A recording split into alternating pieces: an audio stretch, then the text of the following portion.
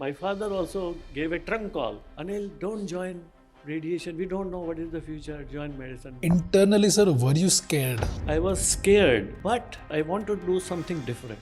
But like 30 years back, we're talking about this. So that time, nobody knew what is radiotherapy, including me. This branch is suited for what kind of personalities? Yet you want less burdened life, and especially if you are tech oriented. Which skills would you recommend to our young doctors are non-negotiable to excel in this field? He should have that tendency and aptitude to work in a team. Young medicos getting confused between radiology and radiotherapy. Radiology is diagnostic. Radiation oncology is clinical. क्या नया आएगा sir? What do you think will evolve? So नया जो आ रहा है वो personalized medicine है. Sir, how has cancer care changed in the last 20 years? Solo doctor, it has become multidisciplinary. Sir, what is the salary of a radiation oncologist immediately after MD, 10 years down the line and 20 years down the line? Hey guys, welcome to the Nachiket Bhatia Show. Our today's guest is one of India's most experienced names in the field of radiation oncology.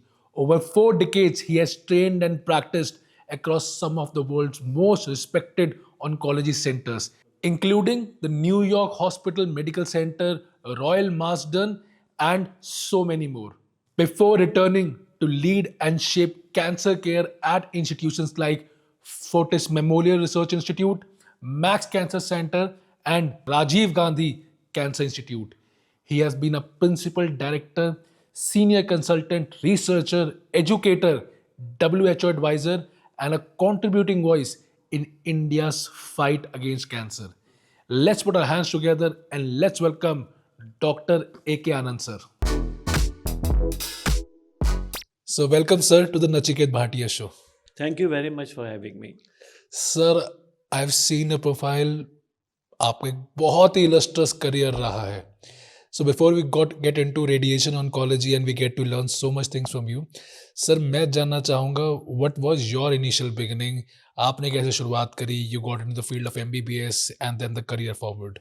Actually, मैंने MBBS शुरू किया जब my father was in the transferable job. And we used to be posted from one city to another. And so ultimately when my turn came, when I joined pre-medical, I was in Jalandhar, Punjab. And then I did my pre-medical from DAV College Jalandhar, and it was supposed to be a very college for studious people. So I was one of them, and I got admission into Medical College in Ludhiana, Dayanand Medical College, Ludhiana at that time. And I joined. And so the initial joining, I must say, that time DMC Ludhiana was under a lot of turmoil actually. That was converted from LSMF to MBBS. And since it was a private hospital at that time, I'm talking of 1975. So at that time, private colleges were very, very few in the country, and that private medical was in financial mess. Nobody knew who is going to run that hospital. So we got admission, and then we came to know that maybe it will be de-recognized. And so all those issues, so we went to state government to take it over. And all that, for first 6 to 9 months, we were in and out, and ultimately, some businessmen and other people came and their management committee formed, and then it started. And then it started very well. And I must say that ultimately it turned out to a very good medical college.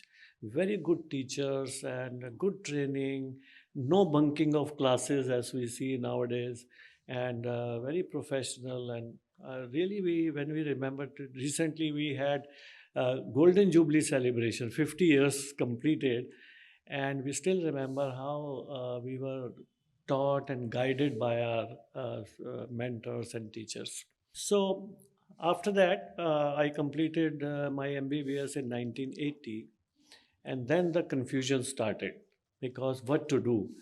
And so the normal thing at that time, and even now I see, even after 50 years, I don't see much change in that everybody is thinking about medicine, surgery, nowadays radiology, dermatology. So that time, radiology, dermatology was not in the horizon. People used to think about medicine, surgery, orthopedics, maybe eye, ENT. So in my MBBS, I scored very well, and I was the topper in medicine. So I automatically got MD medicine in my college, and I joined. After some time, PGI, which was in Chandigarh, so there is a kind of entrance examination. So as a fun, we went. 15 of us went there to appear. Without, we never had coaching classes. We never had Mm. anything. We went there, and I scored good marks, but not good enough to get medicine surgery. And I was when I was sitting in the hall, the where the this selection, and then people are called one by one to take up the branches. When my turn came, medicine, surgery, all clinical branches finished, and so I had only the choice, either non-clinical or ENT. And then I saw a name called Radiation Oncology, Radiotherapy. We used to call Radiotherapy. So I said, "What is radiotherapy? I had never heard of that." So, and I was sitting and in my in the hall, and a doctor was sitting next to me. So he asked me, "What are you thinking?" I said, "I don't know what is this radiotherapy." So he was a doctor in radiotherapy department. तो उसने मुझे कहा, "साले तू why are you so hesitant about radiotherapy? I will show you what is radiotherapy." And then he took me to radiotherapy department. There was some break in between. He showed me the department. I don't know why. He said, "I left surgery in BHU and I've joined radiotherapy in PGI. And why don't you think?" So I went there. I saw clinicians who later on become my mentors. So I thought it is a non-clinical branch. But when I saw them clinical, it was clinical branch, medicine, you see head and neck cancer, you see GI cancer, then there was a room where there was a gynae cancer. So I said, it is perfectly a clinical branch. And then I came back into the hall, and very reluctantly I said, okay, I tick marked radiotherapy. But in my mind, I was very clear not to join, and I will, since I have got MD medicine in my college, I will continue MD medicine. So I came back to my college, and I met our chief of medicine, Dr. L.S. Chawla. He was the chief, and I went to talk to him. He said, "So what have you decided?" I said, "They have offered me a radiotherapy." He said, "So कहते हैं, you think over today, and also I will also think over today, and come to me tomorrow." So you see the time, you see the people of that time. He spent one day for me just to think that since I topped in medicine, so he wants to leave medicine and go to radiotherapy. So next day I went. So he said, "What have you thought?" So I said, "Sir, I don't know much. I will join medicine." So can they just listen to me what I want to say? Otherwise, the decision is yours.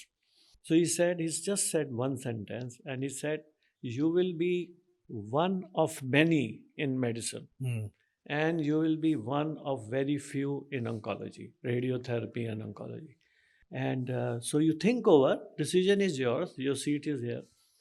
And I just spent another day restless, very restless, whether I should go to medicine. So I was highly impressed by PGI. When I saw PGI and when I saw my college, there was a big difference in the overall setup and the PGI aura of that institution. So I was thinking, and next day I went and joined radiotherapy. Even my father, my mamaji, all their telegram used to be there. They wrote in telegram, "Don't join radiotherapy, join medicine." My father also gave a trunk call. You know, we used to call trunk call at that time. "Anil, don't join radiation. We don't know what is the future. Join medicine." But I didn't listen, and I joined radiotherapy. So this is a big story about how I decided, and I think it, in the hindsight, I feel it was a good decision.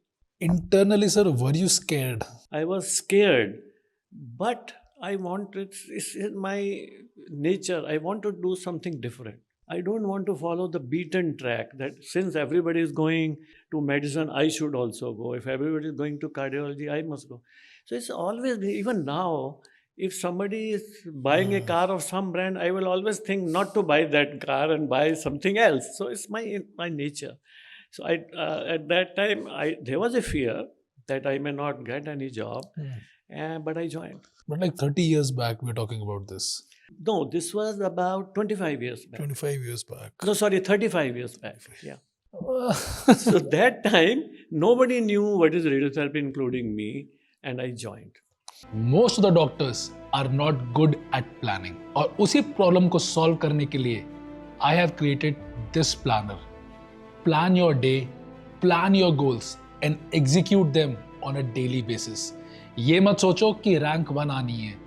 ये सोचो कि आज के दिन पे मुझे कितने test देने हैं, मुझे कितने MCQ मार्क करने हैं और मुझे कितनी वीडियोस देखनी है. रैंक 1 तभी पॉसिबल है जब 365 दिन आप अपने गोल्स अचीव कर पाओ.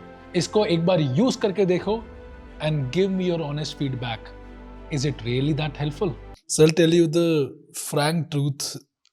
Even today, people do not have the realities about radiotherapy, call it radiation oncology, and they are still apprehensive about this branch. So I think you are the best person to explain, sir, what is radiation oncology? Is it a physician's branch or a surgeon's branch? And how different it is from, let's suppose, medicine or oncology? And these are not the questions that I have made up. So these are the questions that I have got in my DMs. Yes. कि इतना तक नहीं पता students को. So I can tell you, when I joined, this was the only branch of radiotherapy. And so if you see in PGI, even now it is written Department of Radiotherapy and Oncology. So any cancer patient used to come to us.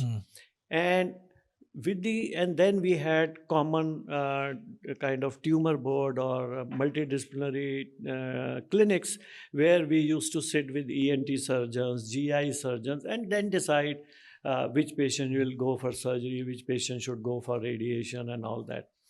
So at that time it was like this, but now, and lot of, as I was growing, I just think in the eyes, as I was growing, oncology was growing similar to my speed, actually, I can say. And now it is a distinct branch. It is divided into 3: surgical oncology, medical oncology, and radiation oncology. Now it is very clear that all these 3 branches have different, but the big difference is they have to work together. I can't become a surgical oncologist in my clinic and keep doing surgery myself. No, because so many patients may need radiation first, surgery later. Some may need chemotherapy first, surgery later. Some may need surgery first, followed by radiation. So it is a term which is used very often is a multidisciplinary branch. So if somebody wants to join oncology, that should be in his mind that if you are joining radiotherapy or radiation oncology, as we call it now, it is a different branch. Thank you so much, sir. That's very well explained. And I think everyone who is watching, it gives a very clear idea how radiation oncology can actually exist as a separate branch. Yeah. I think DM also is there in this branch now. No, we don't have a DM. Okay. It is a primary branch after MBBS, and you take MD, Radiation Oncology. However, there are 1 or 2 institutions which are doing DNB and brachytherapy and some very specialized, but overall, no. But in medical oncology, since you are coming after MD medicine, till MD medicine, you are not studying much of oncology. So training wise, oncology wise, you're same 3 years. Medical oncology also spent 3 years in oncology. Radiation oncologists also spent 3 years in oncology. But that is after MD medicine. Here it is a primary branch. So let's talk about this branch. As you know, NEET PG counseling is going on and many people are still confused. So as per your expertise, this branch is suited for what kind of personalities? And who should absolutely not take this branch? Yeah. So personality wise, I would say nowadays there is a sudden surge in craze about medical oncology. Now, so when we started our career, there were only 2-3 chemotherapy drugs.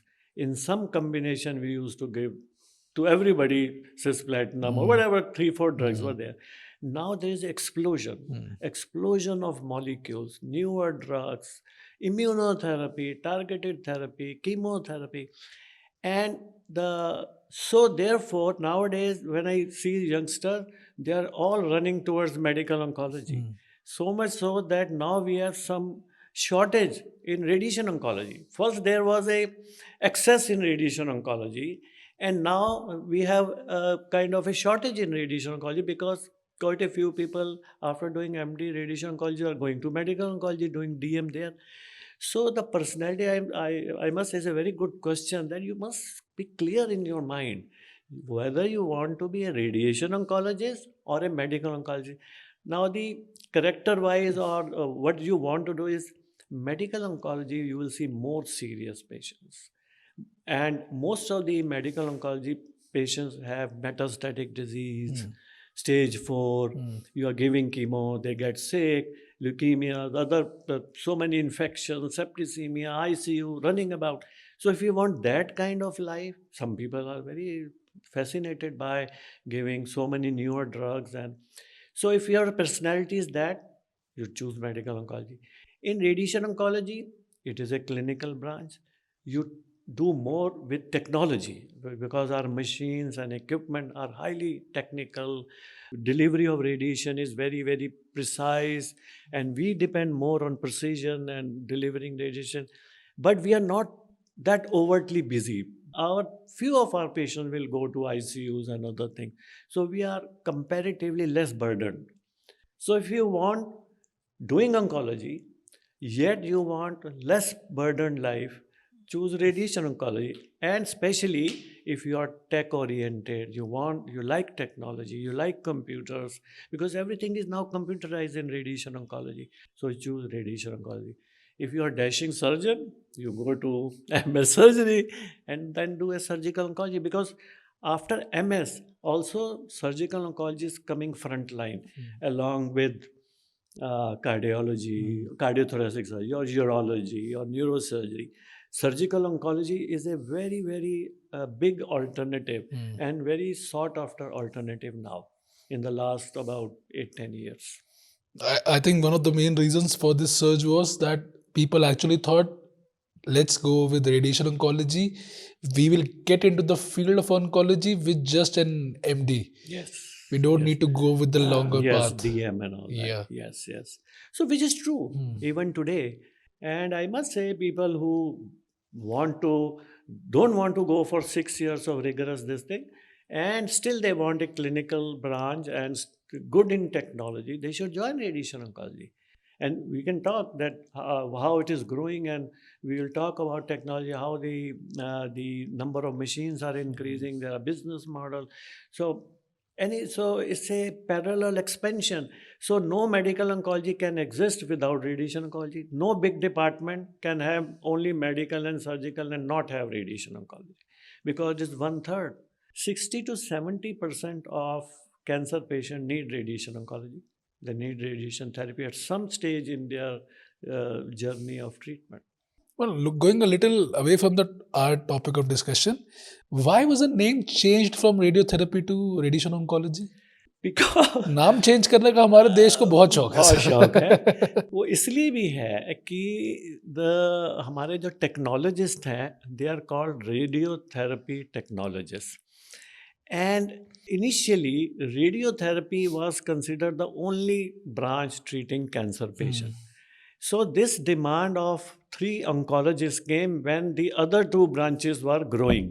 So the Association of Radiotherapy, they said we should be equivalent, as they are called medical oncologists and surgical oncologists, so should we be called radiation oncologists. Because radiotherapy is more with technologists and those who run the machines and all that. So this is an oncology because it is not delivering radiation. It is the background of oncology as a whole.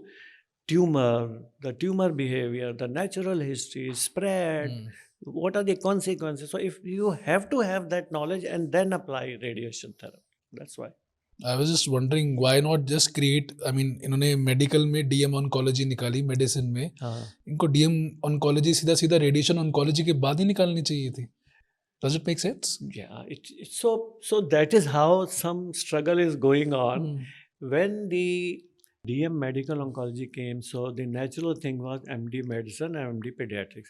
Then our association fought and they said, no, why our candidates should not be eligible to join MD medical DM medical oncology.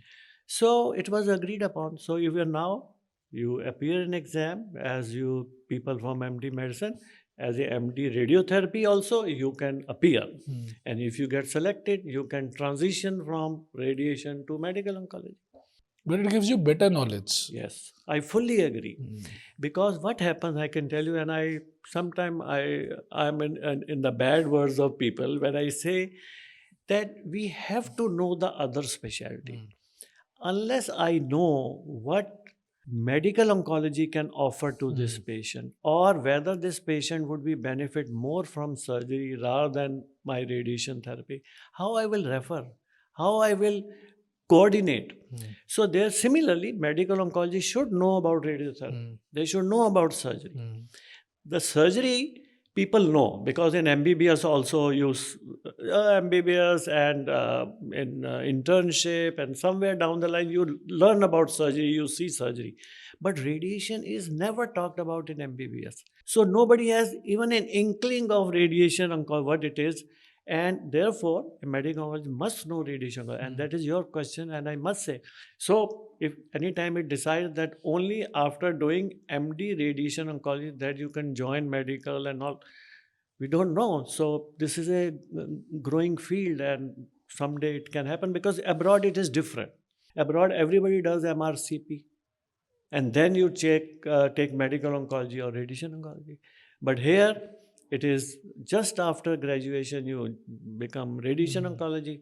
And so we sometimes face this problem that when you join MD radiation oncology just after internship, your medicine knowledge is not that adequate.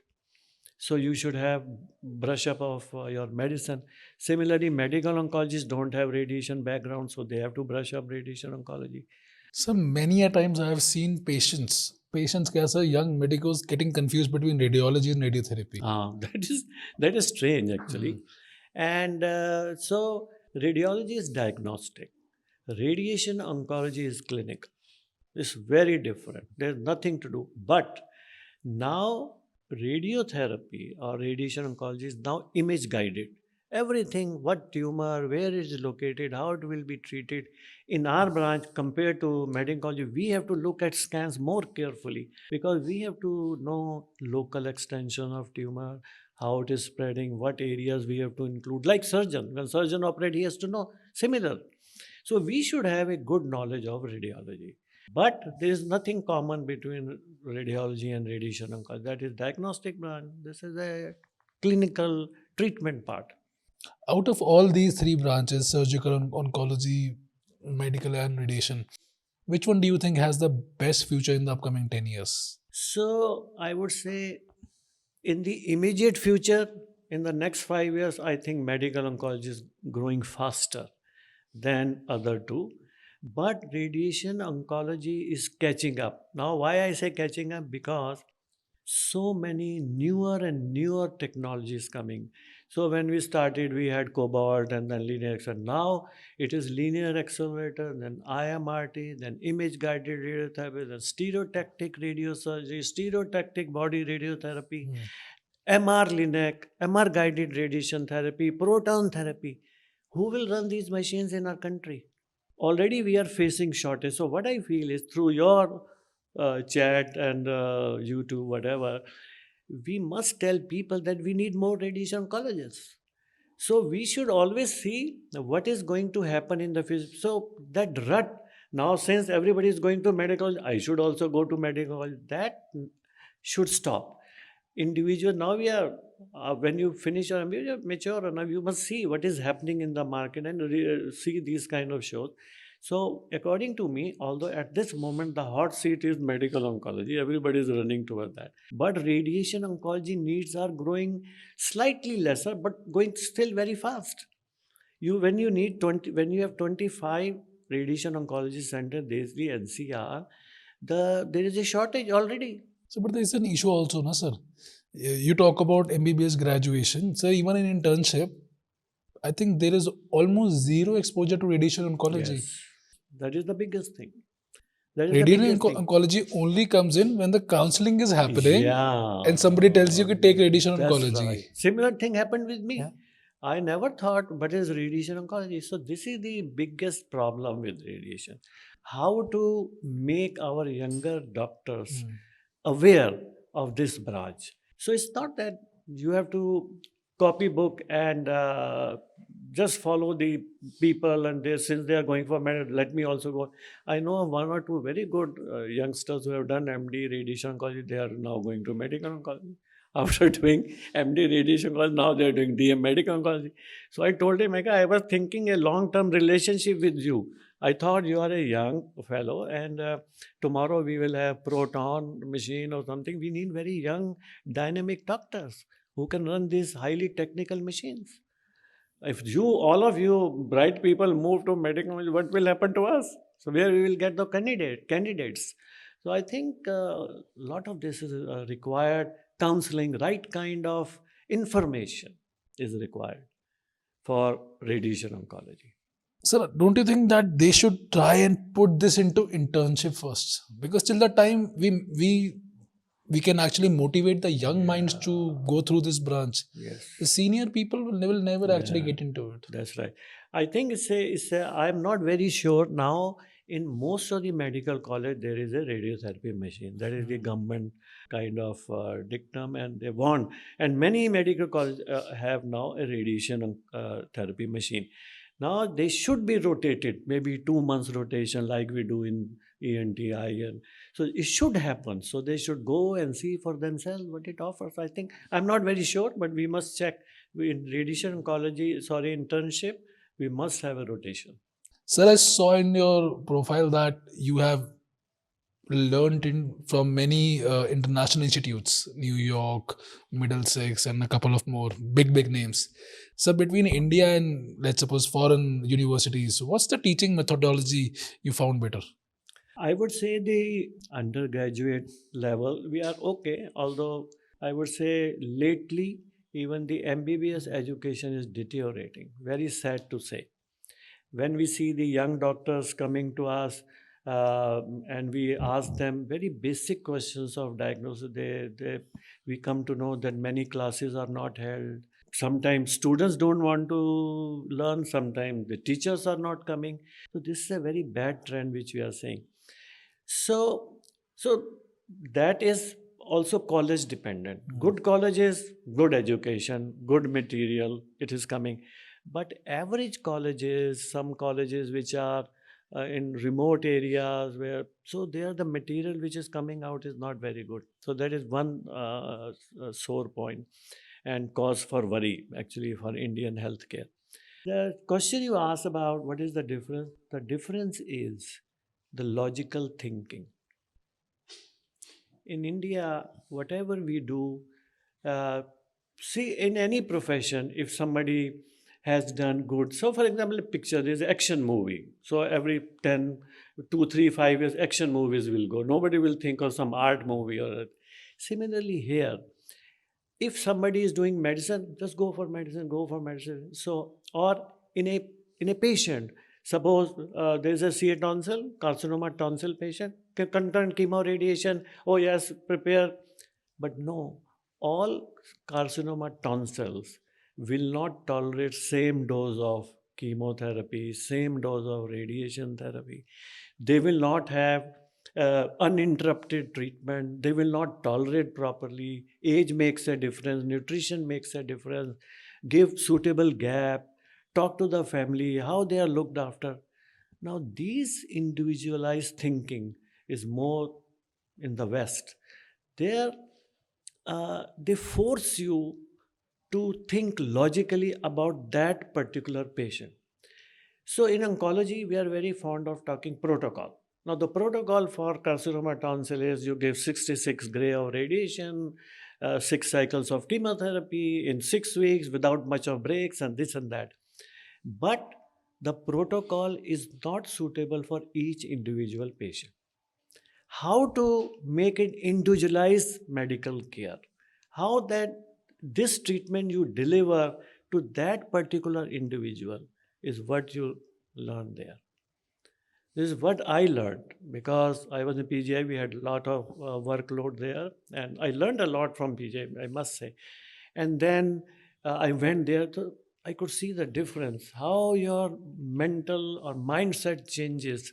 I can tell you one very incident which is very revealing for me, which was very revealing for me, is that when I was taking around with my professor in one of the hospitals in UK, and we saw a lady having, she had a brain tumor and she was receiving radiation, and we saw that her hair loss used to happen. Now it doesn't happen that much. We saw a hair loss happening on the left side while the patient had tumor on the right side.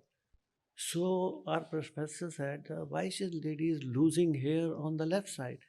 So we checked the plan and we found she was being given radiation on the wrong side. Can you believe? And it happened in UK. It happens everywhere. There it is mandatory to report. Here we hide sometimes. We underplay, we hide. Reporting is very essential. Everywhere, in all the places in the world, mistakes happen. Do you think if we are not reporting, we have zero mistake? No, we don't. We have mistake, but we don't report. There it is mandatory. You will be penalized more if you hide. So we checked the plans we found, and then I saw my my chief sitting, or rather kneeling on his knees in front of the patient bed. This is the bed, and he's kneeling there, and he held her hand, and he said, "Mrs. So and so, we are extremely sorry to tell you that first these 10, 12 radiation after 30 have gone on the wrong side." So that lady said, "What? What are you saying? Is it possible?" So I said, "Yes, it has happened." So that lady was old and so not that aggressive. So what should I do? But she was very confused. What should I do now? Where should I go? So I said, no, you don't have to go. We'll make amends and we'll shift the plan. Okay, don't worry. Mistakes happen. Don't worry. I'm okay. I'm fine. I'm eating. So this is what. So this is what the honesty, how you told the patient. This is what you learn. Very true, sir. So, sir, for radiation oncology also, let's talk about that. Which skills would you recommend to our young doctors are non-negotiable to excel in this field? A sound knowledge of medicine, because unless the patient is fit, he cannot undergo cancer treatment. Very simple. Cancer treatment itself, sometimes people say, Doctor, the treatment was more difficult than the disease. So chemotherapy is highly toxic, has problem. Radiation has a lot of side effects. Surgery has this problem. So first is that the doctor should have a sound medical knowledge of management of diabetes, hypertension. It's not that I will treat, but I will involve people to make patient fit for treatment. So one is this non-negotiable. Second is that technology. He should be tech savvy, computers. He will learn because most of the young doctors, they have all this what is needed. And then very important is he should have that tendency and aptitude to work in a team, multidisciplinary team. Here you are not a single cardiologist and you are the king. No, you are one of the kings if you like. You are not the king alone. So you have to talk to medical and surgical all the time. So if you are solo player, you want in solo, don't join here. It is a team player. It is a team management. Because the moment you discuss, see a carcinoma tonsil, you have to talk to medical oncology. If patient has any abscess, you have to talk to surgical oncology. So you have to be a team player. So these are non-negotiable. I have seen sometimes people are not very good in reaching out to others. For example, you have to talk to radiologists, talk to the nuclear medicine people. You have to run to them because sitting in your department, you may underestimate the disease. You may overestimate. You see a CT scan, you say, oh, this is tumor. And when we go to radiologist, नहीं doctor साहब ये tumour नहीं है, ये तो normal होता है यहाँ पर. So there are non-negotiable is that you have to talk to people. It is not simple that you diagnose enteric by titer and culture and all that you start treating. Here it's not like that. So you have to be a multidisciplinary man, team person, good knowledge of medicine, and then technical know-how a little bit. Sir, you have given me a very theoretical answer on this. Sir, आप इतने time से recruit कर रहे हैं doctors. How do you judge a doctor when you are recruiting them? ज़्यादा तो मैं ये सर थोड़ा सा सोचता हूँ, ऑनेस्ट आंसर देना, बिल्कुल नहीं वाला. सो पहली बात तो ये है, I always check their background. If he has done from a reasonably good medical college, I always feel it has to, or he or she has to be a good doctor or a good candidate to select. So I always look for their background, and then I ask why you join my department and not another department or government sector. Why you have come here? So if somebody gives me that answer, I will take that person. Who normally people will say, I want to grow in corporate sector.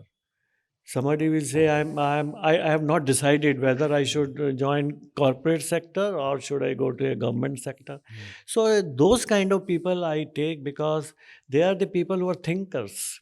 You know, a routine person coming 9 to 5, doing same thing and not asking question. I'm very scared of my junior doctor who don't ask any question, because I feel mistakes are being committed without us knowing anything. So I want people to be inquisitive. They should ask questions. Those are the kind of doctors I will try to choose.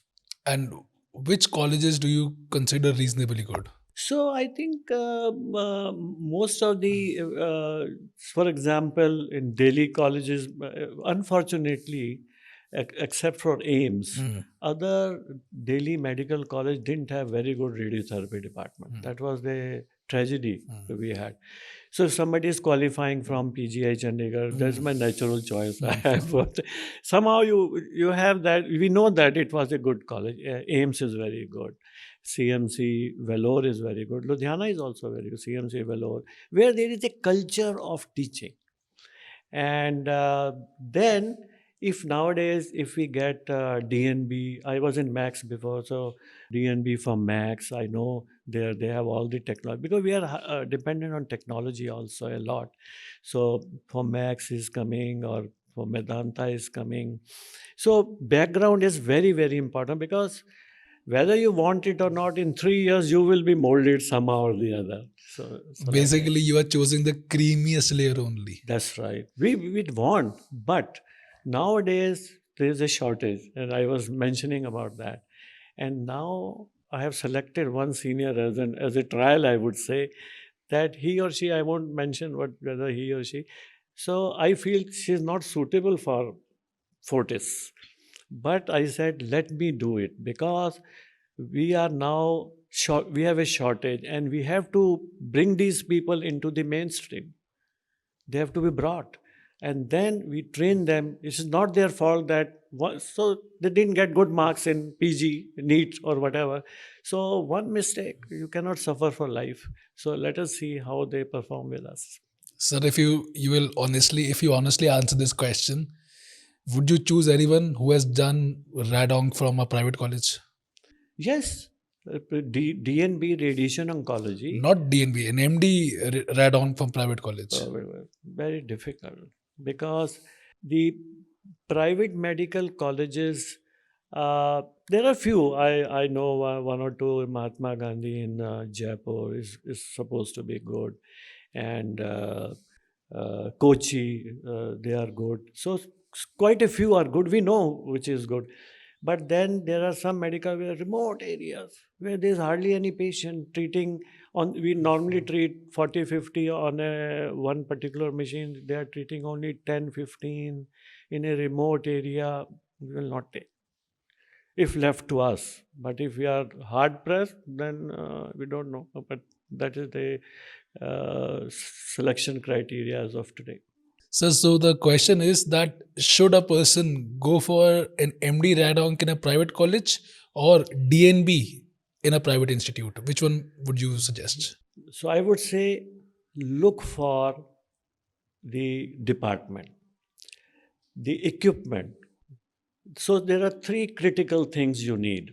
One is a good hospital, it may be corporate, private, whatever. You have to know that it's a good with good technology equipment. We are highly dependent computers, TPR, treatment planning computers, brachytherapy, everything is technology, and there are good radiation oncologists.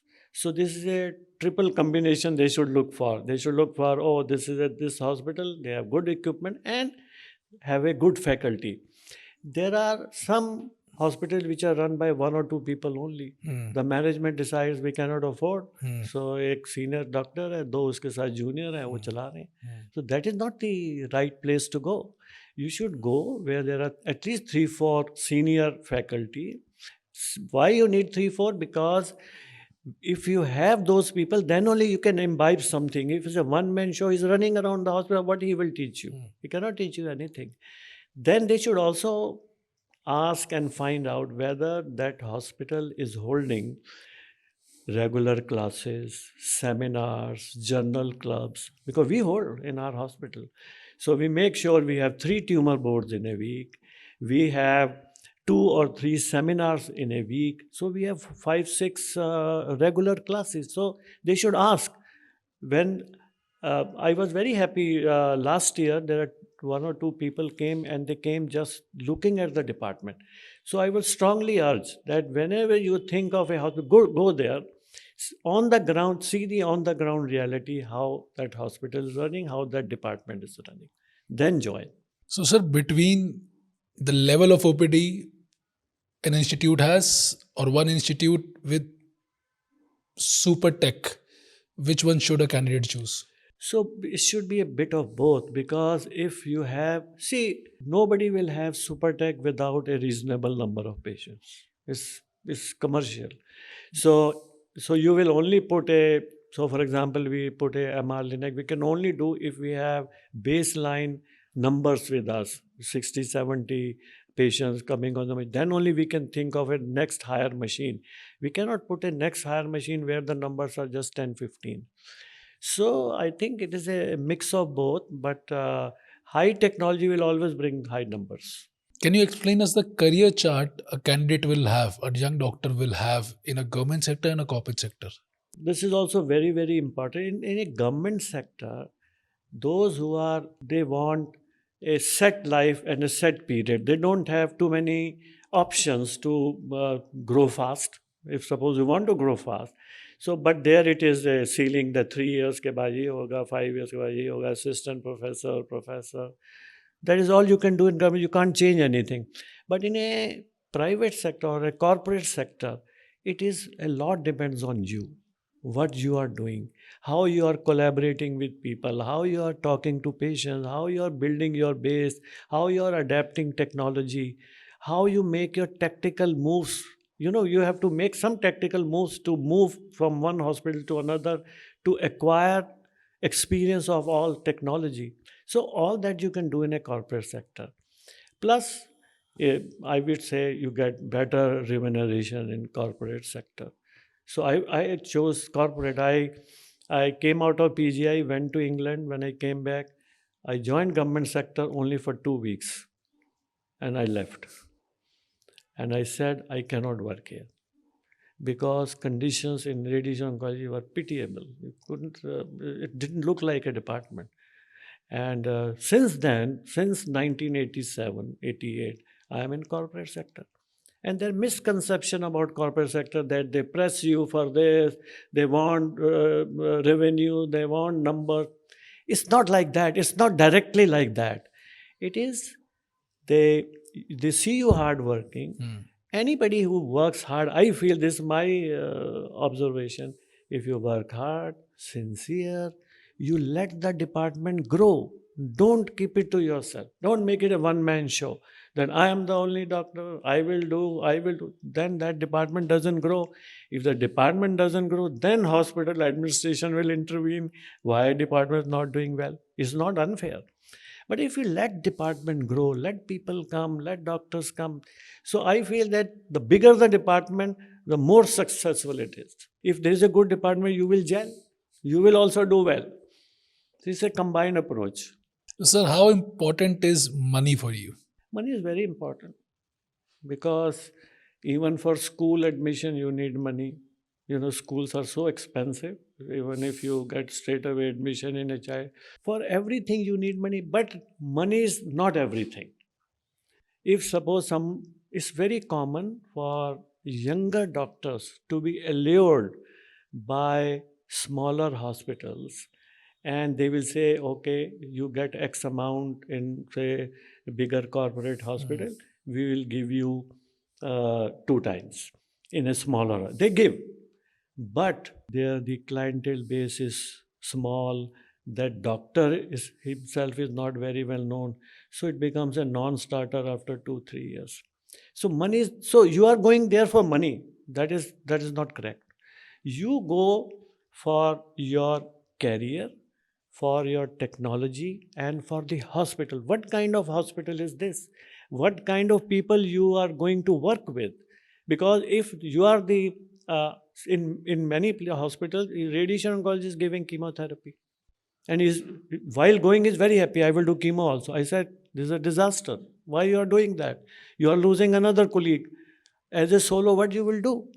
So that I want to tell younger people: don't be solo in oncology.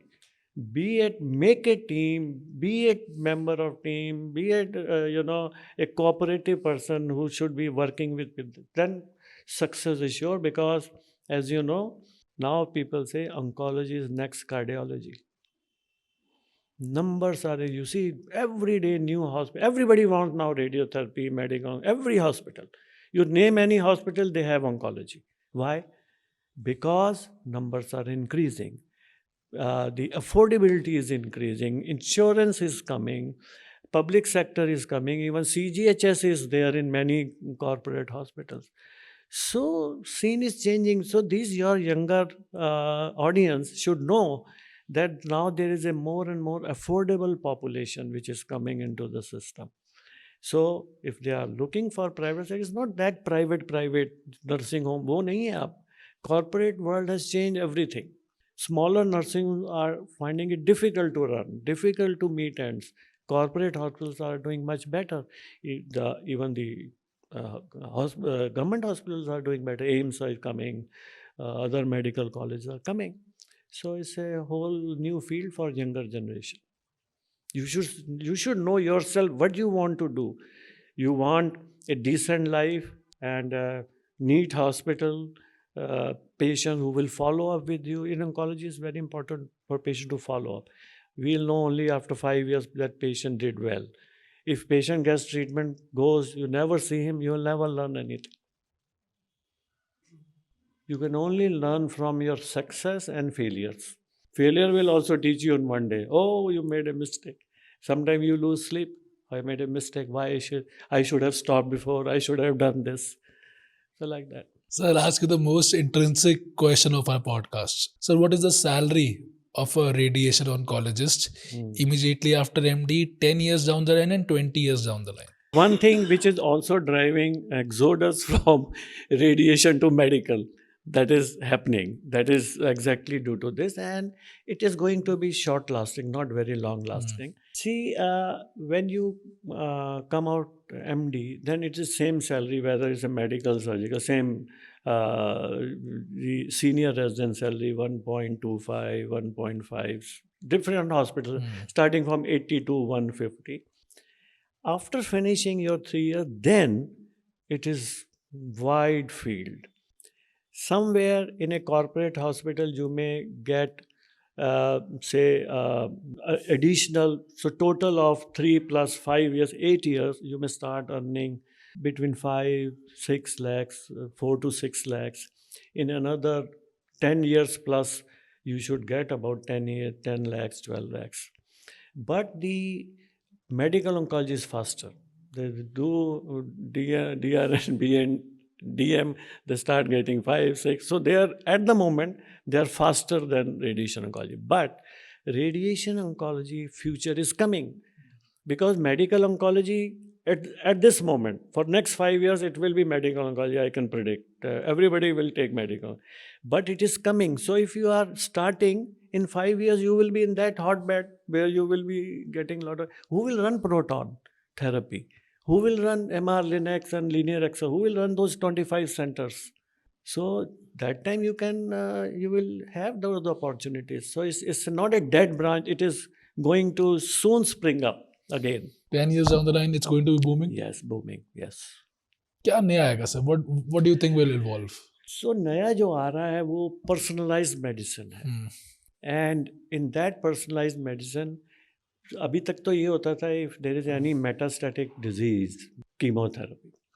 Then now it is coming, no, it is not chemotherapy alone. It has to be integration, what we call जहाँ metastasis आए हुए हैं, SBRT दो, then you interact with immunotherapy. But this is just the beginning. In next 5 to 10 years, there will be a lot of coordination between medical and radiation, because both work on the similar principle. Chromosomal damage, DNA damage, basic mechanism is same, although the targets are different. So I feel it's going to grow, and the new things which are coming up are the machines are getting more and more precise. So if medical oncology is making patients survive longer, and when they survive longer, they have newer metastasis coming up after 2 years that we hit with SBRT, stereotactic radiation in 5 days, patient goes on more. So this has extended survival further. So and then personalized medicine, that it will also be, radiation will also be guided by molecular profiling of the tumor. What radiation, how much dose. So all this is very, very interesting. Sir, how has cancer care changed in the last 20 years? Cancer, I think it is in India is fragmented. In some places it is very good. In some places, I would say it is same as it was 20 years back. So what has changed is that from a solo doctor, it has become multidisciplinary. Number one, that 3 specialists decide, and with that, the survival has improved. Many tumors survival has improved. That is very well documented. Second, toxicity has reduced. So we have such a targeted radiation therapy machine that now the collateral damage, the side effects are much less. So the quality of life of that patient, we see now 20-year survivors whom we treated 20 years back with the linear accelerator, IMRT, it came in 2002, and we see them now. They come for follow-up. We get such a lot of good relief and satisfaction compared to the earlier times when patient used to survive with lot of side effects. Here you can't, in a society, you may not be able to make it that this patient was treated for cancer. So this has changed. The survival has improved, the quality of life has improved. So, and many of the patients are even in stage 4 are surviving long because of the targeted therapies. Sir, if you could become an administrator of our country for a day, let's suppose the Prime Minister, so what changes would you get in our healthcare system? I would say the healthcare needs more regulations. People will say, oh, why you are regulating? I say that the standard of teaching in medical college, the standard of treatment in private hospitals, in corporate hospitals, that also all should be under an umbrella. Nobody should flout rules. For example, if you have somebody who's done MD and 3 years, you make him head of the department in some private hospital. In 3 years, you are making, and he is writing head of the department. And the patient will go, oh, he's the head. He will have so much of confidence. But actually, he doesn't know what a head of department should know. So I feel that our healthcare is not adequately regulated as in the West. It has to be more regulated. You do everything, but some watchdog has to be there. Watchdogs are there, NMCs there, medical council. But I think it needs tightening. It needs more regulation so that everybody knows that somebody is watching. Pharmaceutical industry also should be watched. Doctors should be watched, administrators should be watched, corporate sector should be watched, medical colleges should be watched, government medical colleges should be watched. Why they are not taking classes regularly? Something should be there. That I will do in one day. That was a nice answer, sir. We have to. We need. For example, there was a air crash because DGCA was not performing well. Why? So somebody should be held responsible. Why Director General Civil Aviation, and there are so many things which have come in the press that they are not regulating well, and that is the problem of our country. Sir, if you could choose top 5 branches that will boom in the next 10 years, and that can be, those can be of any field. Any Alright. field, non-medical. No, just medical only. Medical only. Any super specialty, any subspecialty. You can choose from anything. Top 5. It's very logical to think that lifestyle diseases are going to be they are going to be the number one, and the lifestyle diseases are heart. Heart still will remain. Cardiac surgery has gone little less, but cardiology is everybody. When we see a patient, everybody has cardiac disease and blood and the diabetes. So diabetes will endocrinology should actually should be doing better than what it is doing. We should have more diabetic specialists. So second is obesity clinics. Somebody was asking me, one lady, very close relative, Mama, where should I go for my obesity? So I checked up and they say, oh, he's the bariatric surgeon. Nobody wants to go to bariatric surgeon for obesity straight away. That may be the end story if everything else fails. Obesity clinic, there are hardly any.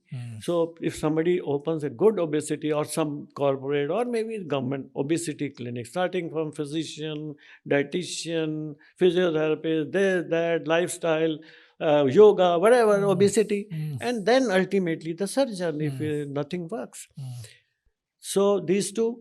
Third is oncology. It's going to grow and grow because it is also a lifestyle disease. The same risk factors which cause heart diseases, they cause cancer. Same. There's nothing different. And environment is worsening. Global warming and pollution is increasing. Lung cancers are going to increase. So oncology is also, so people say oncology is new cardiology now. It's going to grow. And then orthopedics. It's also lifestyle. Everybody will have arthritis of the knee or the hip. Orthopedics is also going to grow. And what else in medicine? Urology also is prostate cancer is climbing so sharply. So prostate cancer is increasing. Urology is also going. So these are the branches. Thank you so much, sir. Now we move to the rapid fire. Simple 2 rules, sir. You have to be super spontaneous and super truthful. So 3 words your friends used to describe you. So they used to say, I'm very lively. I don't know lively I'm there or not. But whenever there is discussion, we participate and they say.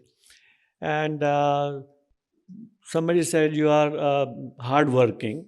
When we talk, they say, I went there and because they say, oh, at 70 also you are roaming around. And so, and passionate also, they say. So these are the things. Favorite way to unwind after a long day? A nice dinner with friends and family. Traveling. That is what I like. Going around new places. Your favorite place to travel? Goa right now. It used to be abroad. So many things we have seen, but Goa is very relaxed. Something in the air that you feel very relaxed. Land करते ही लगता है कि party शुरू है. Party shuru. Yes, I must have gone 20 times by now. It's every time it is different. Yes. Absolutely. I love Goa. Goa, yes. मैं 4 बार जाता ही जाता हूँ. वहाँ की हवा में कुछ असर बात. है कुछ. Unless we spoil it. One skill you wish you had learned earlier in life? That you can't satisfy everybody. Very true. Wise words. So, for example, there is a professional commitment and you don't reach a birthday party of somebody. He is annoyed. So I should have learned much earlier. Maybe I disappointed few people. One belief or quote that guides you? Emotions should not come in the way of logical thinking. So sometimes when we see patients, emotions and logical thinking, they clash. but I think emotions should not be. So we have to more be logical all the time if possible. Emotions sometimes defeat you. One thing that you're curious about today, In my profession, might be anything. I am curious about precision oncology. Hmm. It will save lot of hardships. Hmm. It will save lot of over treatments and under treatments. So I'm very keen all the time to know how precisely we can treat without causing too much harm. So that is what I want to look. Thank you so much, sir, Huh? for such a great discussion. Yeah. It was really an honor hosting you. Yeah, it was very nice. Your questions were very lively, I must say, and very casual talk. And I hope it will be able to help your younger generation doctors and others to see what my department, my specialty can do. Absolutely, sir. I think I can speak on behalf of everyone. You have given us the real facts about radiation oncology. और ऐसे fact पूरे net में नहीं है, मैं आपको बता रहा हूँ. Chalo, I will have a copyright on them. Right. Okay. So thank you so much, everyone, for watching today's podcast. I believe sir has given the realities about radiation oncology. क्या branch है, कैसे चलती है और ये कैसे अगले 10 साल में सबसे बूमिंग ब्रांच होगी. So share it with a friend who is confused whether to take this branch or not. They will surely take this branch after watching today's podcast. So thank you so much, and as always, do not forget to like, share and subscribe. Thank you and God bless you.